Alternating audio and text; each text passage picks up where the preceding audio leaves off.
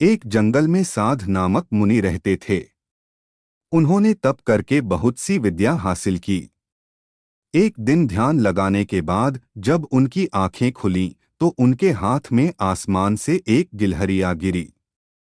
वह गिलहरी खून से लथपथ थी, क्योंकि वो चील के पंजों से छूटकर मुनि के हाथ में आ गिरी थी। गिलहरी मौत के डर से कांप रही थी। मुनि को उसके ऊपर दया आ गई। उन्होंने सोचा, क्यों न इसे अपनी विद्या से अपनी बेटी बना लूं। मेरी पत्नी कब से संतान प्राप्ति की चाह रख रही है, लेकिन उसके भाग्य में संतान है ही नहीं।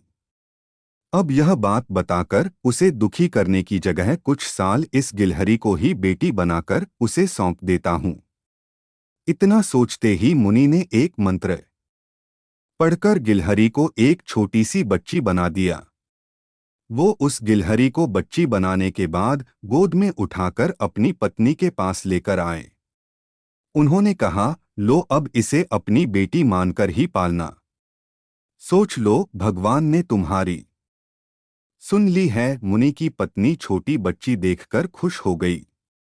अब गिलहरी से बच्ची बनी लड़की मुनि के घर में बड़े लाड़ प्यार से पलने लगी। मुनि की पत्नी ने कुछ दिनों के बाद बच्ची का नाम वेदांता रखा। मुनि और मुनि की पत्नी दोनों ने बड़े प्यार से वेदांता को पाला। मुनि को बहुत खुशी थी कि उसकी पत्नी को अपनी ममता लुटाने के लिए एक बेटी मिल गई। कुछ समय के बाद उसकी परवरिश में मुनि भूल ही गए कि वो एक गिलहरी है। वेदांता को मुनि ने अच्छी पढ़ाई लिखाई करवाई। देखते ही देखते वेदांता 16 साल की हो गई। अब मुनि की पत्नी को अपनी सुंदर बेटी की शादी करवाने की चिंता होने लगी। उन्होंने यह बात मुनि से की। अपनी बेटी की तरफ देखते हुए मुनि को भी लगा कि इसका अब विवाह हो जाना चाहिए। मुनि ने अपनी पत्नी से कहा कि तुम चिंता मत करो, मैं इसके लिए योग्य वर ढूंढ लूंगा। मुनि को लगा कि मेरी बेटी बहुत सुंदर है और उसकी शिक्षा दीक्षा भी अच्छी हुई है। इसलिए उन्होंने अपनी सिद्धि से सूर्य देव को पुकारा। सूर्य देव ने मुनि को प्रणाम करके बुलाने की वजह पूछी। तब मुनि ने कहा, मेरी बेटी विवाह के योग्य हो गई है। मैं चाहता हूं कि आप इसके पति बने। सूर्य देव ने कहा, आप एक बार अपनी पुत्री से पूछ लीजिए। अगर उसे मंजूर है तो मेरी तरफ से भी हाँ है।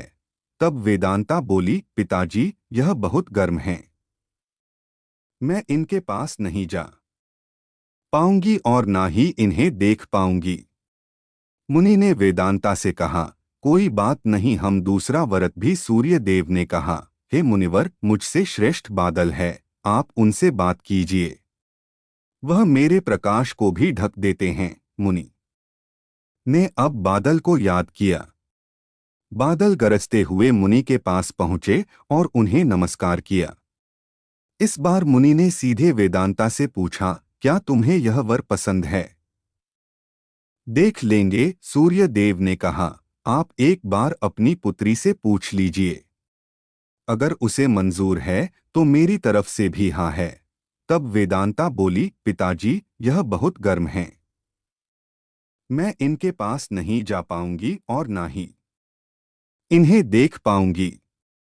मुनि ने वेदांता से कहा, कोई बात नहीं, हम दूसरा वर देख लेंगे। तभी सूर्य देव ने कहा, हे मुनिवर, मुझसे श्रेष्ठ बादल है, आप उनसे बात कीजिए, वह मेरे प्रकाश को भी ढक देते हैं। मुनि ने अब बादल को याद किया। बादल गरजते हुए मुनि के पास पहुंचे और उन्हें नमस्कार किया। इस बार मुनि ने सीधे वेदांता से पूछा, क्या तुम्हें यह वर पसंद है? वेदांता ने जवाब दिया, पिताजी, मेरा रंग गोरा है और इनका काला, हमारी जोड़ी अच्छी नहीं लगेगी। तब बादल ने मुनि से कहा, आप पवन देव को बुलाइए, वे मुझसे श्रेष्ठ हैं, उनमें मुझे उड़ाकर इधर से उधर ले जाने की ताकत है। अब मुनि ने पवन देव का स्मरण किया। पवन देव के आते ही मुनि ने अपनी बेटी से पूछा, क्या आपको यह वर पसंद है? वेदांता बोली, पिताजी, यह तो एक जगह ठहरते ही नहीं हैं। इनके साथ मैं घर कैसे बसा पाऊंगी? इस बार मुनि ने पवन देव से पूछा, मुझे अपनी पुत्री के लिए वर की तलाश है। आप बताइए कि आपसे श्रेष्ठ कौन है? पवन देव ने जवाब दिया, मुनिवर, आप पर्वत को बुला सकते हैं। वह मेरा रास्ता रोक देते हैं। वह मुझसे श्रेष्ठ हैं। तुरंत मुनि ने पर्वत को पुकारा। पर्वत को देखते ही वेदांता बोली, यह तो पत्थर हैं। इनका दिल भी पत्थर का ही होगा। इनसे विवाह कैसे हो पाएगा पिताजी? मुनि ने हाथ जोड़कर पर्वत देव से पूछा, आपसे श्रेष्ठ कौन है? पर्वतराज ने जवाब दिया, हे मुनि, चूहा मुझ में छेद कर देता है। इस आधार से वह मुझसे श्रेष्ठ है। इतना कहते ही पर्वत देव के कान से चूहा नीचे कूदा। वेदांता ने जैसे ही चूहे को देखा, वह खुशी के मारे उछल पड़ी। उसने कहा, पिताजी, यही मेरा वर बनना चाहिए। मुझे यह पसंद हैं। इनकी पूंछ, कान, सब कुछ कितना प्यारा है। मुनि ने सोचा, अहो, मैंने एक गिलहरी को मंत्र विद्या से इंसान तो बना दिया, लेकिन इसका दिल अभी भी गिलहरी वाला ही है। मुनि ने तुरंत वेदांता को गिलहरी बनाया और उसका विवाह चूहे से करवा दिया। विवाह के बाद दोनों खुशी खुशी रहने लगे। कहानी से सीख, इंसान चाहे बाहर से कितना भी बदल जाए, लेकिन उसका दिल वैसा ही रहता है। ऐसी मजेदार कहानियां देखने के लिए हमारे चैनल को सब्सक्राइब करें, वीडियो को लाइक करें, शेयर करें। धन्यवाद।